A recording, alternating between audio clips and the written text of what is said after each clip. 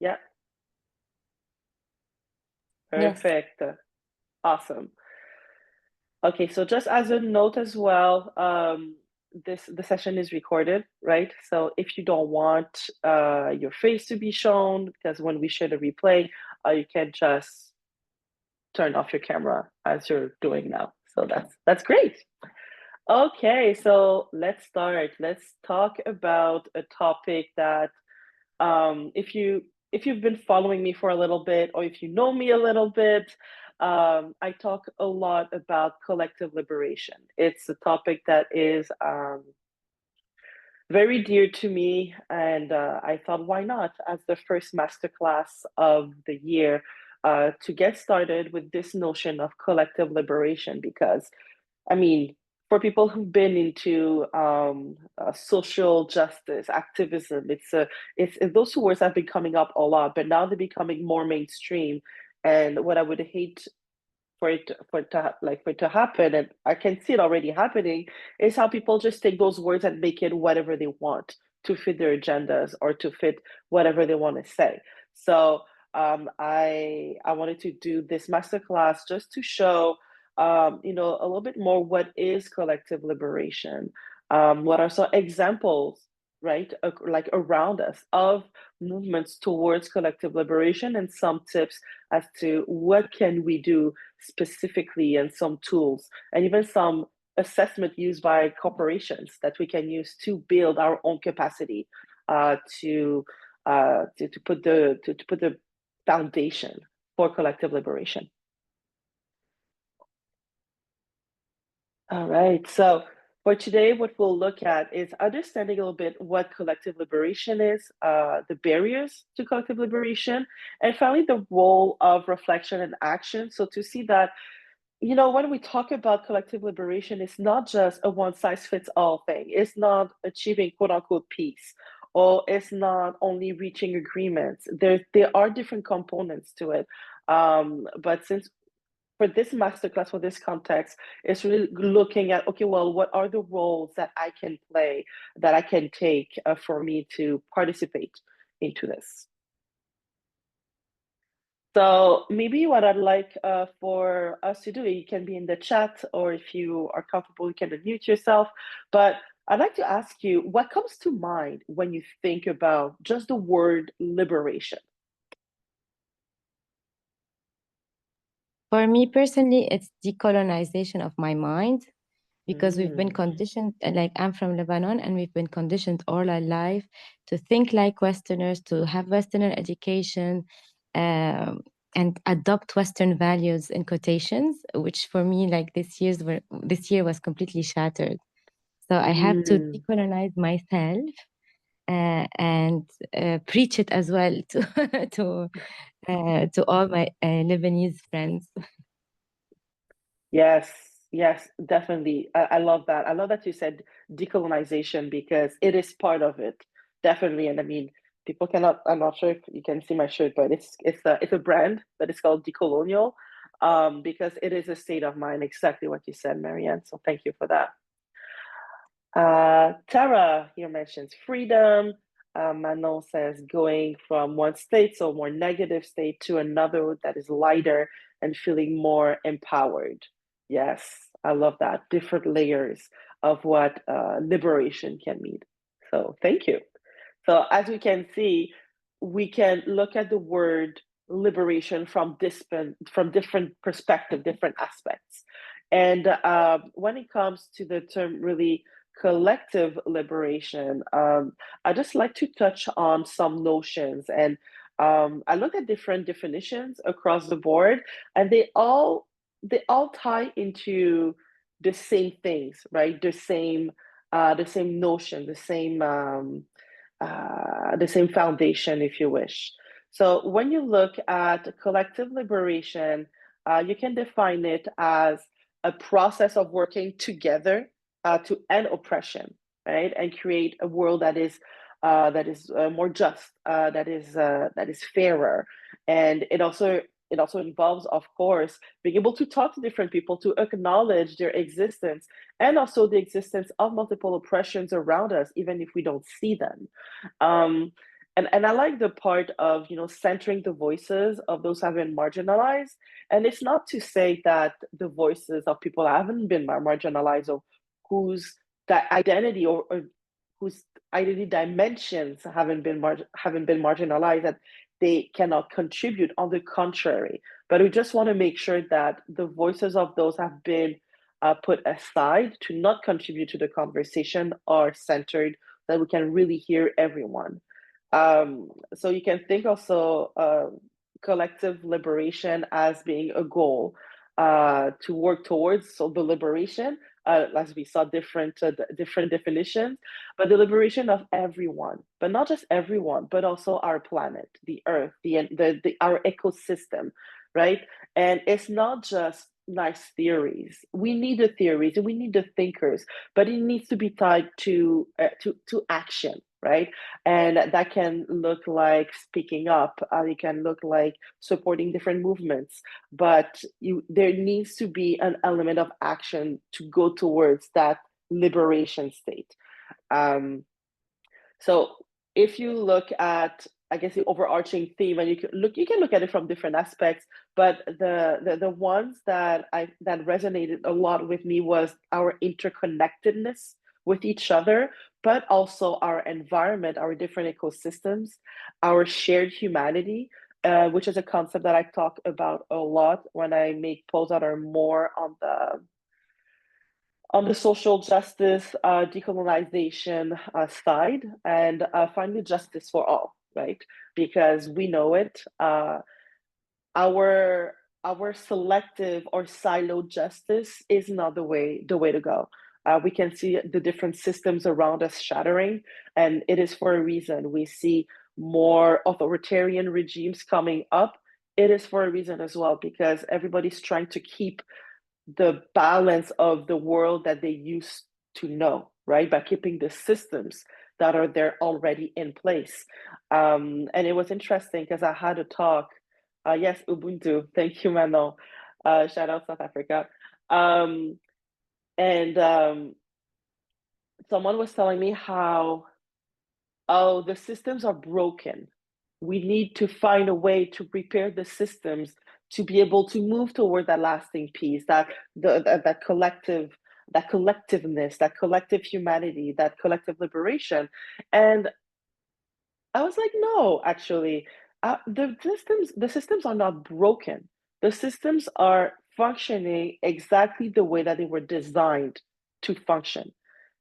What we see is just the product of a system functioning consistently over decades, hundreds of years, right? Now, what we want to maybe look at how can we create new systems, or recalibrating the systems, reprogramming the system so that it is a reflection of society and our values now, that is more on the collective side versus individualistic. So this is where we want to go. So this is really the summary, if you wish, of what collective liberation can look like.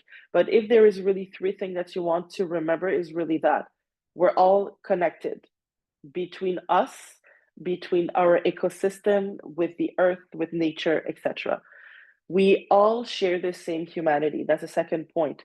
So if we have a selective humanity, it's not going to work in the end. We're not moving toward that collectiveness that we're all craving for. And finally, the justice for all aspects, because we need to have a justice that's not just applicable for one group of people, and not the other. It doesn't work that way. And hi, Stephen.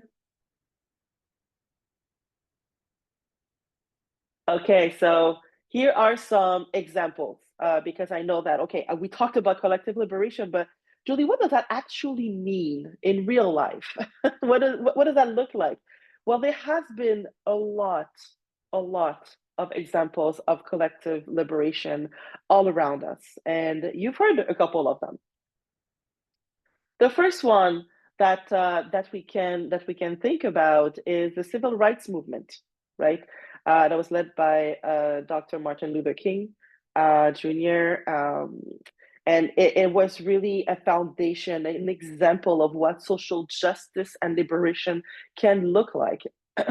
And we know that his his teachings, his movement, his inspiration really led to change something profoundly within the United States and abroad. And he was challenging this system, right? He was challenging this notion and looking beyond just what was happening in his own background, right? A backyard, sorry. He was really looking internationally, looking at different groups that were being oppressed at the same time and being able to see the interconnectedness. And this is the beauty of the legacy of Martin Luther King. And there's every year, it's so interesting to see people really use it, quote him, misquote him, when we know that year long they're preaching something that Dr. King was actually actively fighting against. So this is one example. The other example here would be the indigenous land rights movement. Um, so we know that, especially in North America, in Australia, and in different parts of the world, in South America, a lot of people live on stolen lands. That is a fact, right? Through colonization. So the indigenous land rights movement is about actively supporting indigenous peoples and their communities in their efforts to really preserve their heritage, to preserve their lands, their sacred sites, and to reclaim their rights to land, right? And as Marianne was telling earlier, when you think about liberation, you think also about decolonization. So the indigenous land rights movement is not about, because some people sometimes misunderstand it. They think, oh, it's about kicking people out, a little bit like what Zimbabwe was like trying to do, um, like a little bit South Africa too. There was a bit of this feeling, right? Like for this particular case, it's not necessarily about that. It's about acknowledging that, one, the lands that, for example, I'm standing on are not mine. They belong to the first guardians, which in my case, I am located in Montreal. That's a colonial name, but so it's Tiotiage.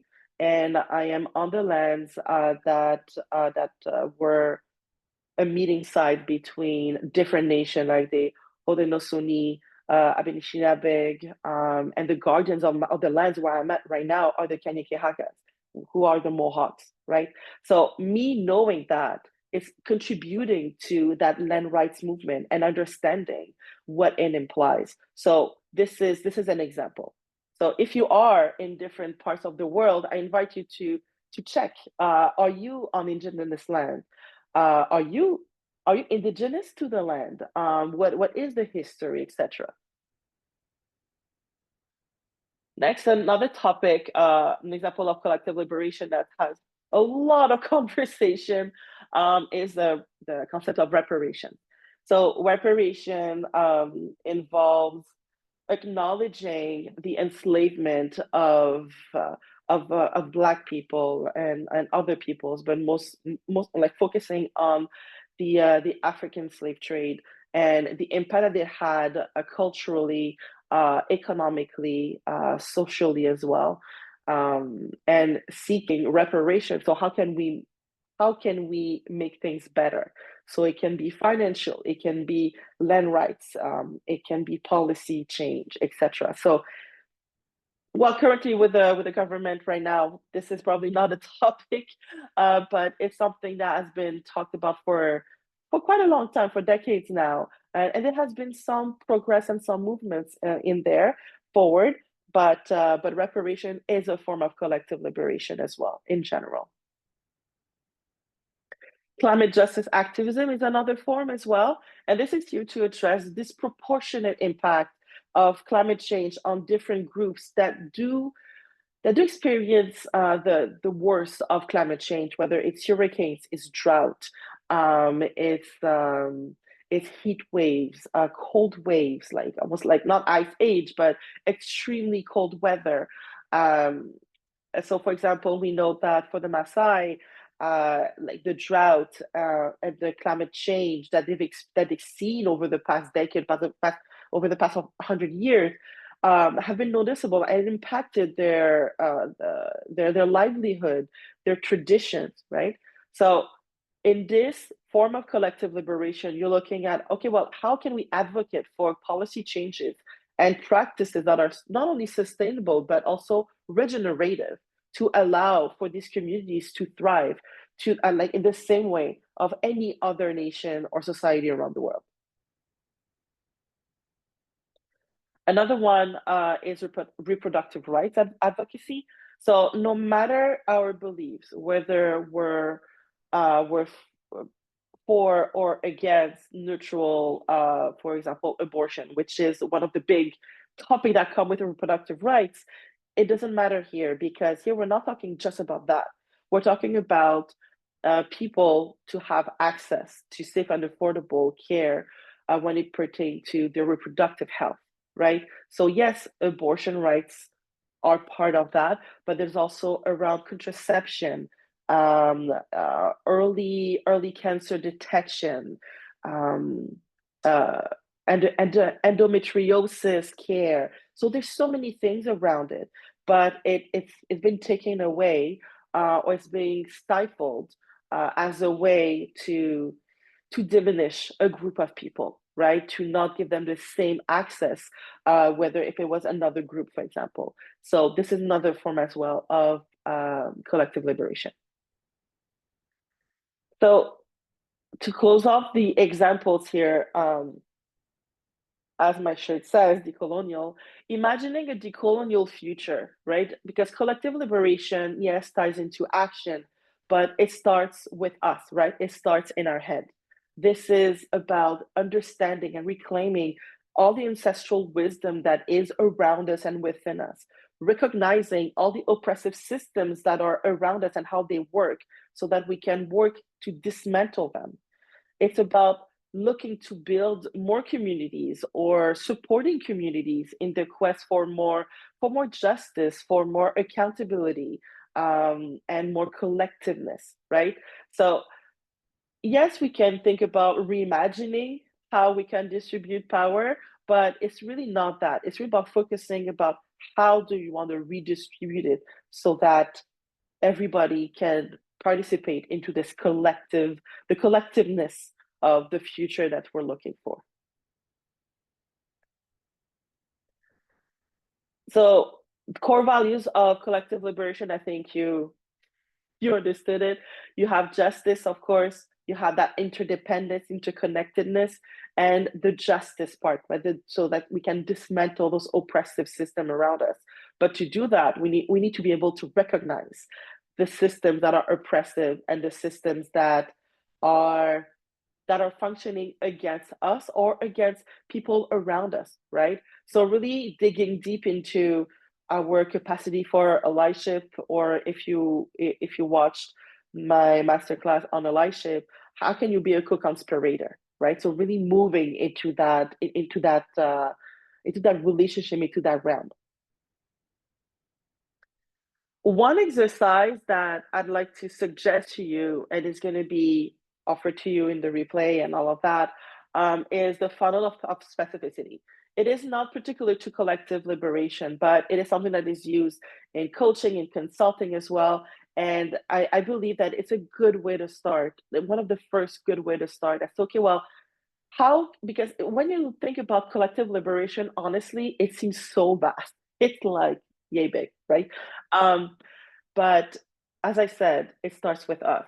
So the funnel of specificity, what is good about it is that it really helps us to identify one specific area in which we want to start into our collective liberation, right? So you choose an area, whether it's personal, community, more organizational or institutional, and or systemic. You choose whichever you feel more comfortable with, okay?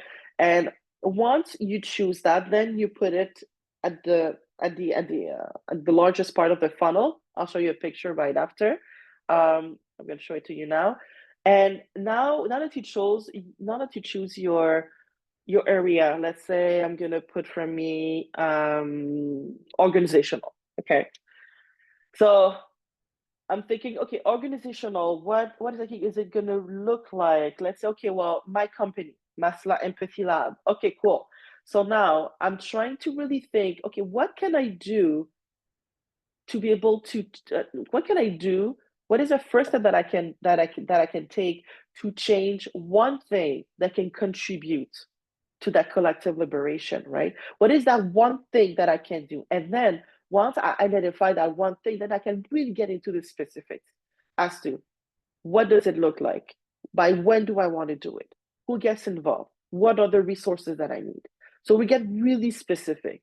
So if I go down with this example as well, so Masla Empathy Lab, one of the things that I want to do would be to create a fund, right? Create a fund for to facilitate access to good education, for example, right? For specific groups that I would choose or for people that will be in need. And then I can look at, okay, well, how do I select people? Is it going to be by survey? Is it going to be by video? Okay, what can I do to make it as accessible as possible? And now, how much do I want to give? Is it only me who contributes, or do I ask my clients, right, if they want to contribute as well as part of their B Corp certification? So you see, you can really get into the nitty gritty of the detail, but the importance is to choose one area and then you funnel it down to be able to decide, okay, well, what is that one step forward? What is that one thing that I can do to really gear that area towards collective liberation?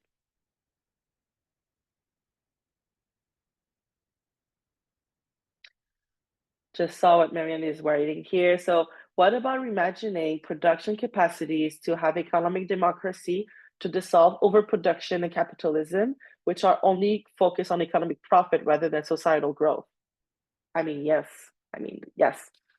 Slow clap. I love that. Right. So, I mean, this is perfect. Like, this is such a good way to think about, okay, well, okay, so it looks like it's societal, right? And then I invite you to do that exercise, honestly, Marianne. I invite you to do that exercise and try to put it into the funnel of specificity and seeing what you come out with.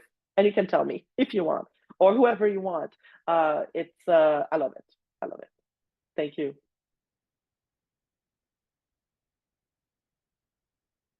Okay, so moving along, some of the common barriers to collective liberation, I'm sure that you guessed some of them, but I'd like for you to maybe tell me what are some barriers that you can think about when it comes to collective liberation, whether you encountered them or whether you witnessed them.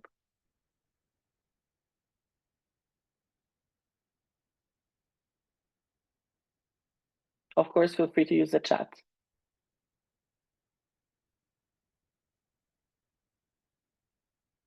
Yes, media propaganda, definitely a big barrier.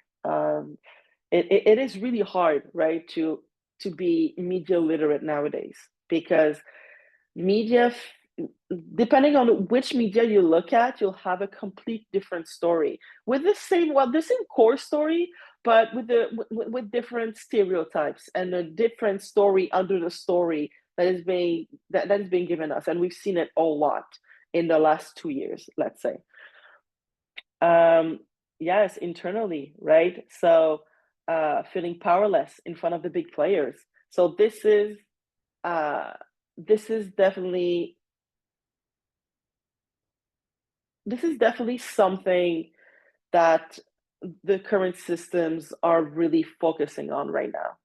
It is about making sure that we are overwhelmed, right? And so that we feel powerless. So it is really important to not feel powerless. And I'm not saying that you should not. I'm just saying it's important to realize that there's a lot of distraction, a lot of noise that is shocking around us, and feeling powerless and helpless is part of it. Our own biases, definitely. Whatever we grew up with, whatever is stuck into in our big folder of associations um, and categories will directly stop us from going towards that collective liberation. Apathy, definitely, right? So just not caring almost, right? And apathy is also a consequence, right, of being bombarded by so much shock, by so much shocking images, so much shocking stories, that your system wants to protect itself sometimes and just become numb, or you've been taught to display apathy for certain groups around you. And yes, definitely the opposite of collective will be individualistic, right? So they can both coexist in the same space, but we're also asked to choose one or the other. But yeah, and yes, Mariam, I agree. So yeah, being overwhelmed by daily life, living in a system that does not allow you to breathe and think of the bigger picture because you're constantly living in survival mode. Yes. And this is when it becomes dangerous, right? For people that don't want to see that collective liberation aspect of things to come to life, is because once you start to see the threads and the big picture theme, then you start to see that things don't add up and haven't been adding up for a very long time. I mean, I grew up into this world, and it took me some time to kind of take the veil off and really seeing how the genocide in Congo has everything to do with profits here in Canada, for example, right? So there is so many things that are linked when you think about what's happening in in the Swanel region in the Levant, right? When you think about what's happening on the continent of Africa, when you think what's happening in Europe, on the in the Americas, everything is interconnected. In Asia, everything is connected, and once you see it, it's very hard to turn to look away from it. And this is why collective liberation is really about being able to take that step back and say, okay, well, this is what's happening, but to not fall into the trap of despair, right? That sucks us in that spiral that wants you to feel like as if you are too little, you're just one person against many. But hey, this is how every change starts. The ripple effect, right? It starts by someone throwing a rock in water. This is how it works. And I believe that this masterclass is an example of what we can do to go towards collective liberation. Some of the common challenges or barriers, so we said more, but yes, the fear of conflict or the fear of disappointing, the fear of losing people in your life, the fear of being alone. Um, we're not taught to have healthy conflicts. We're not taught to have those healthy, difficult conversations nowadays. We're taught to maintain the status quo, to minimize conflict, but that's not the way to go because we know that two truths can coexist in the same time, and we don't have to agree on everything that we talk about. Not at all. Actually, having conflict is very healthy because then you're exposed to different ways of thinking. And it's not about trying to win someone over on one side or the other. It's about having that communication, that free flowing communication. That's what we want. Um, we talked about the lack of awareness of the big picture education, right? Um, I've had a lot of conversation in the last year and a half about, people saying, "Oh, I didn't know," or "Oh, I was not aware it was that bad." Um, this is not what I understood, right? So once you're exposed, then it then becomes a choice, right? But the very one of the very first barrier would be that, right? That lack of awareness and big picture education. And finally, burnout. So that feeling of helplessness, that there's nothing that you can do by yourself against the immensity of the task at hand, right? And this is why being in community, being grounded is so important in this work. It's not meant to be an individualistic work. We're not meant to do this alone. We need to be with people that can help us, that can carry us, and we can carry them so that we can multiply, those ripple effects, and that we can find solutions that will work for everyone. It doesn't have to be the same, right? But that will be context specific, trauma specific, history specific. So, but we need each other and we need to be alive in this. But the way the system and society has been built is to keep us to a certain level. And more, I'm finding that there's a lot more people that kind of break free of that. And it's honestly a beautiful thing to witness, even though sometimes it may feel like it's not going fast enough. So some of the tools that now we're getting more into the tool part, but some of the tools to overcome these specific barriers here. So we have to cultivate our empathy and our cultural humility. And the only way to do that is by interacting with people that are different than us. As simple as that. It is by being able to see the human in the story in front of us, and not the politic, not the religion, not the identity of the person, right? So often when we say in a hard conversation or or just in a conversation, it's don't attack the person, talk about the idea, right? It's about that as well. And I know that empathy is thrown around a lot, but it's really a starting point, right? It's really a starting point to be able to, it's not just about saying, I feel for you or I see you. It's not just that. When you think about empathy and cultural humility, it is about understanding somebody's lived experience, right? And getting to know that person, and then being able to ask, what can I do to make it better? Or what can I do um, um, to amplify your message or your cause or your movement, etc.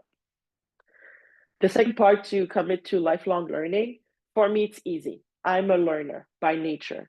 And I'm going to talk quickly about the Clifton strengths as a possibility. But I'm a lifelong learner. I love to learn. This is just what I do. But it doesn't have to be books and podcasts and all of that, right? It can also be simply having conversations with people, understanding that every story matters, right?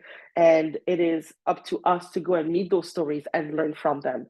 That's also a form of lifelong learning. Ancestral wisdom, storytelling, that's lifelong learning as well. Building coalitions is not, I know it can sound like, oh, we're building like coalition to fight against. No, it's really networks, right? Building networks that may seem different, but that understand they can work together, whether that intersectionality, right, of different causes and different movements that can really be together, work together. And finally, investing in communities. The future lies in community. We cannot survive as a species with the way that our society works, the way capitalism is set up, the way imperialism is set up, neocolonialism is set up. We cannot do it without communities.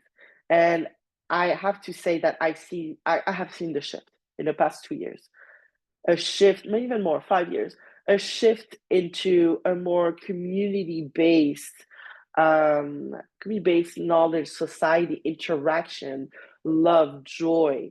It's really beautiful. So those are some examples, right, of what you can do to overcome that burnout, that feeling of hopelessness and helplessness, um, and also forgetting, yes, that fear of conflict, right? That fear of not being able to get along, to lose friends, to lose this. No, if you're centered and if you're anchored and grounded in community, and you're anchored into your humanity, your shared humanity, you will always be in the right. This is a fact. If humanity is your compass, it will always lead you in the right direction, no matter what other people are saying. So this is another option that you can do. But if you work with an organization, or if you are wondering what the Clifton Strengths are, so Clifton Strengths is an assessment that was created by Don Clifton. And it is about revealing what are your talents, right? And what can you do to transform them into your strengths? And they're very individual to you, right? So they're personalized. There are 34 talent themes, if you wish, and then they're distributed to you depending on the assessment from your top 5, your top 10, and then all the way to the last 5 and last 10, all the other 34 themes. And what I love about that is that it can give you a way, um, it can give you a clue as to what can you do personally to contribute to collective liberation in your own way, right? Because acknowledging and understanding what your strengths are, what you're good at, what you love to do is very important when we want to tap into that collectiveness, right? Because this is how you contribute your individual strengths for your collective work. So, for example, for me, my top 5 are all into strategic thinking, right? So, my number 1 is a learner. Then I have futuristic, so looking forward for the bright future. I have intellection.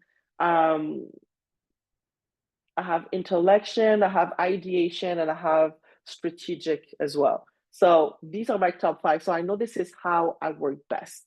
And this is the strength that I'm developing.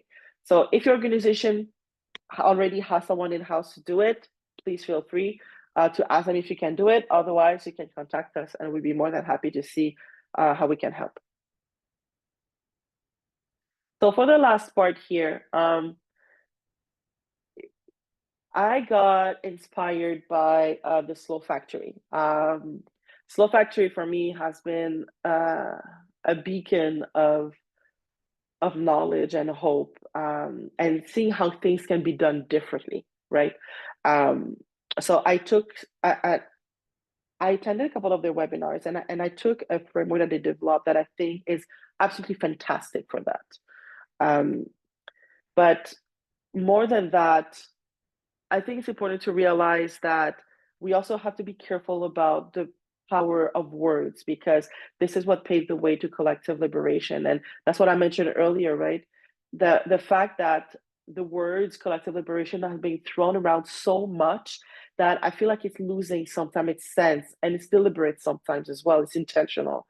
The same way that diversity has been robbed of its true meaning, that now the meaning of diversity is literally meant to separate us to other people, right? To really practice the othering practice of othering people around us. But when you understand that diversity is all of us, then you have that shift, right? Where you understand that everyone has a role to play. And this is the same way for collective liberation, because we know that we are not free until all of us is free. Well, this is exactly what we mean. So there are different roles that we can take to move forward on that collective liberation path, right? So I'm suggesting 2 different overarching roles, if you wish. So you have the part that is more on the creativity side, the people that think outside the box, like that capacity to dream, to play, to reimagine the world that we want to build away from oppressive systems. And this is an example, right, of roles in that creativity aspect of things. So you're gonna have it, so you can look at it more specifically, and please let me know where you land, because I'd love for you to let me know. And you don't have to have just one, right? You can have multiple. So abolitionist, healer, luminary, problem solver, troublemaker, visionary, designer, communicator. I personally see myself in there as a healer, as a luminary, a designer as well. Sometimes an advocate. So it will depend on the time and place, but you can have different roles in there as well. And the second part is about those skills, those pragmatic, real skills that we need to create the world that we want. So here we have people are more an analyst, scientist, strategist, the writer, the inventor, the engineer, the negotiator.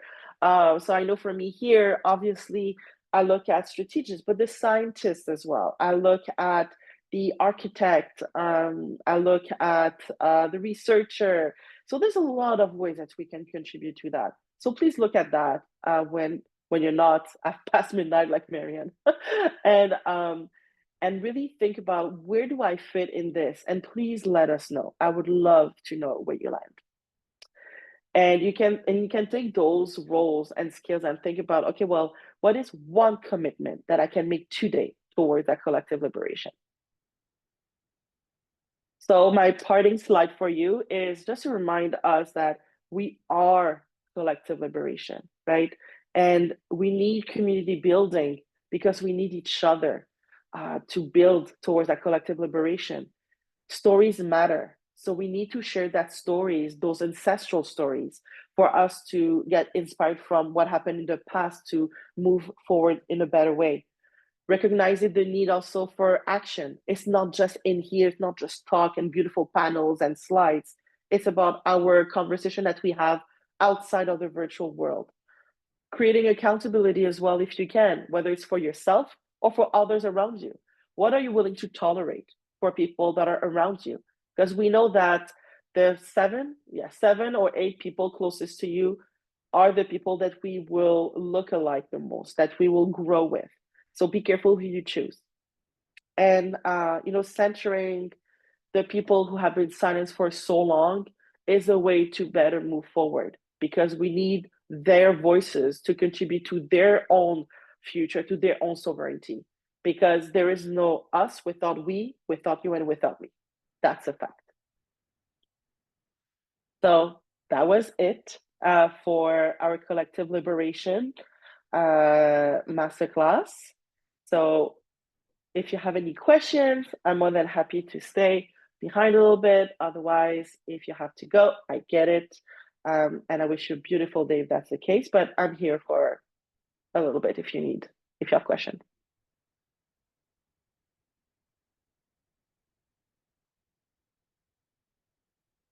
Well, thank you. Thank you for attending. I appreciate it. All right.